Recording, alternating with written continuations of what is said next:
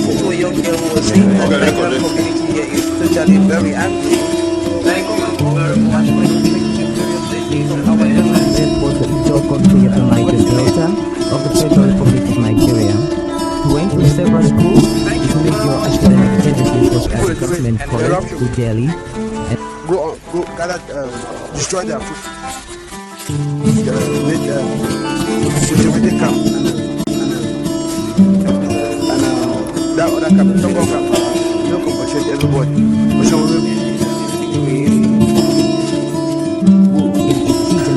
Sometimes. Today our focus will be on the style of J.P. Clark, a poet and writer, and we shall also be very interested in his point as more dancer. Some lines are meaningful, some are empty. With too much meaning and riches to offer humankind. Long after some of these earthly adventures and no more, one can still find footprints of these great lives on the pavements of our contemporary life. Good evening, you're welcome to the program Green Planet.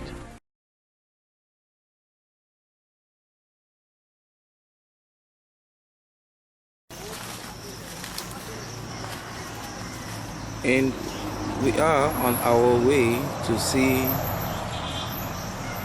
potatoes and elephant grass, which is grown at the African Center for Community and Development in bags.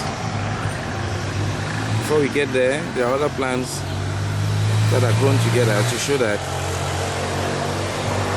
we can do mixed farming and get all we want in a single farm. Here we have bitter leaf, which is used in the cooking of soup like ndole. Bitter leaf soup is cooked with egusi. It is now flowering, and here the seeds can be used to plant again. And you see here are maize plants that are planted alongside the bitter leaf.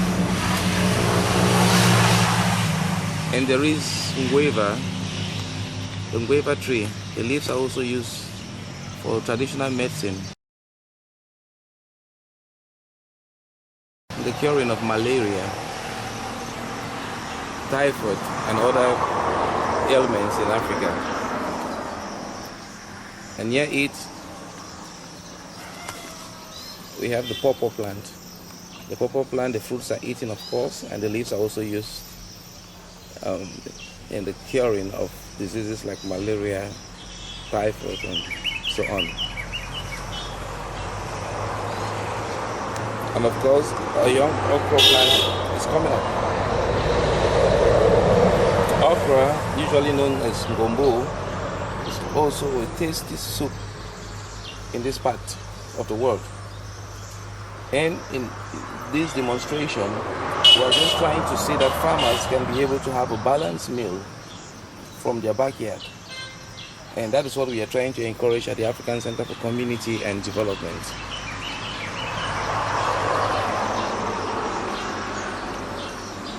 Just above, we've planted njangsa, which is a major spice. It's used in the cooking of pepper soup fish, pepper soup, pig, and all. And it shows that you can also have some tasty spices around. Not very far, this is what they call the monkey cola. It's not yet floured, but then it is a very tasty fruit in this part of the world. And we think farming like this helps a lot to give farmers more options in their farms. Here is also the green. It's a very leafy vegetable which is used here with what they call country onions to prepare very nice meals that are eaten with fufu in this part of the world. And of course, down here we have water leaf, which is growing alongside the green. It is used in the preparation of eru. Guineatum africanum, which is eaten by almost all Cameroonians.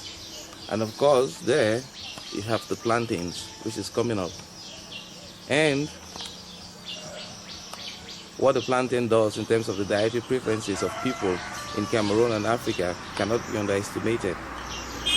So then we continue with our journey to see how the plants in the bags we have created for them are doing. And this is the first plant. The potatoes are doing very well. It's green and it's found its way to the ground. Let's keep the maize and come to this one. What a bush of potatoes. And so it spreads to several bags. They're now creeping on the ground and growing. Just a short while ago, there were no such bushes here, no such blooming of potatoes. But now, extensively, you can see that we are going from back to back, and the potatoes is doing very well in this farm at the African Center for Community and Development.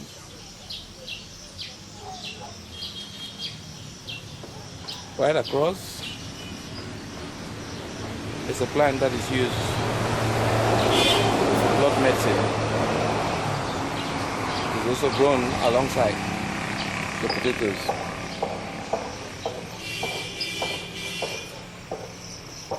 While this potatoes is doing well in the back, young green plants have also sprouted, showing that it's also possible to grow green in bags, like the potatoes here. And over, the elephant grass has blossomed into mature plants that are harvested to feed goats and pigs at the African Center for Community and Development.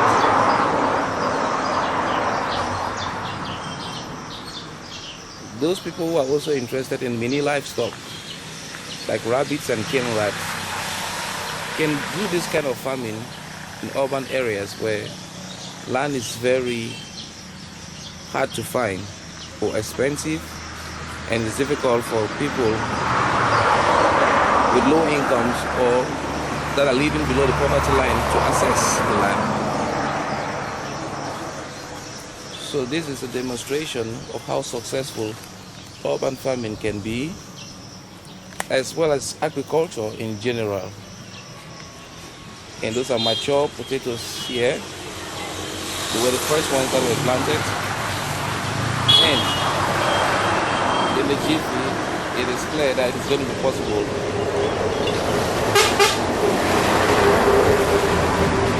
to even have some potato seeds from them as they continue with their life struggles.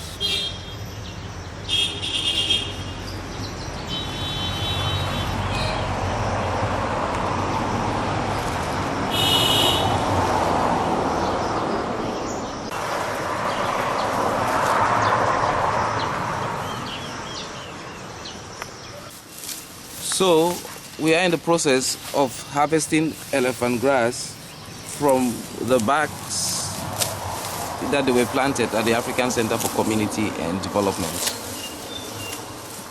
This farm has demonstrated that it is possible to have food for animals, feed for animals, especially when it is difficult to get processed food in your part of the world.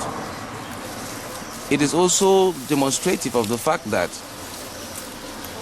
those that do not have land can do back farming in Africa. And back farming here has demonstrated that potatoes can be planted and elephant grass can as well be planted, which can be used in the feeding of animals like goats and pigs. And exactly this is what we are doing here at the African Center for Community and Development. You can see from this bale of grass that it is not at all minimal in terms of what we are harvesting from the backs. And the way we harvest, we make sure we leave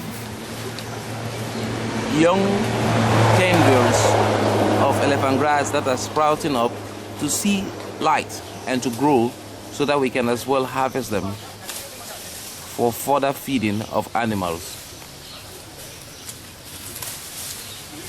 So it can be done with other species like yams, which are very vital in the dietary preferences of people here.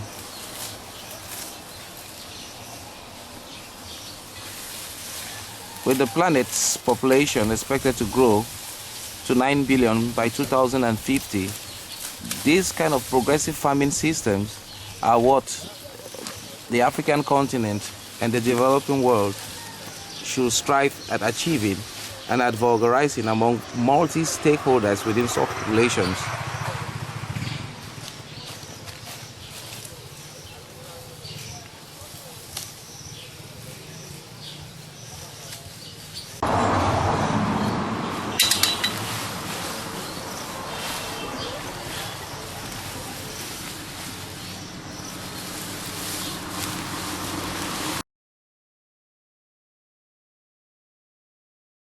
What a huge chunk of grass from back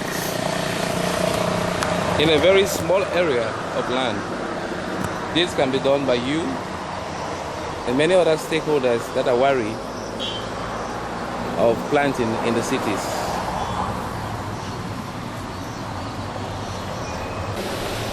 So I have been reporting on the harvesting of elephant grass from backs at the African Center for Community and Development, and you can see from the bundle that the grass is quite much, and we shall use them in the feeding of goats as well as pigs at the African Center for Community and Development. The intention is to make sure that we understand that the scarcity of land in certain areas should not be any reason why people cannot engage in farming, and also that farming can be more flexible than the traditional methods that people have always been dependent upon. And we hope that the African Center for Community and Development, such projects that people need to understand these things, can actually reach the rightful beneficiaries in Cameroon and Africa. Thank you very much indeed for watching People, Places and Events and the African Center for Community and Development. That's been Arrey Ivo. Thank you very much. And you just listen to a young girl who was saying that the community here is totally very angry. Thank you very much for the picture from our young This was the Ivo country of the Niger Delta of the Federal Republic of Nigeria. He went to several schools to make your academic education was government college to Delhi. Go gather, destroy their food. Make with camp. And that other camp, some camp, you compensate everybody.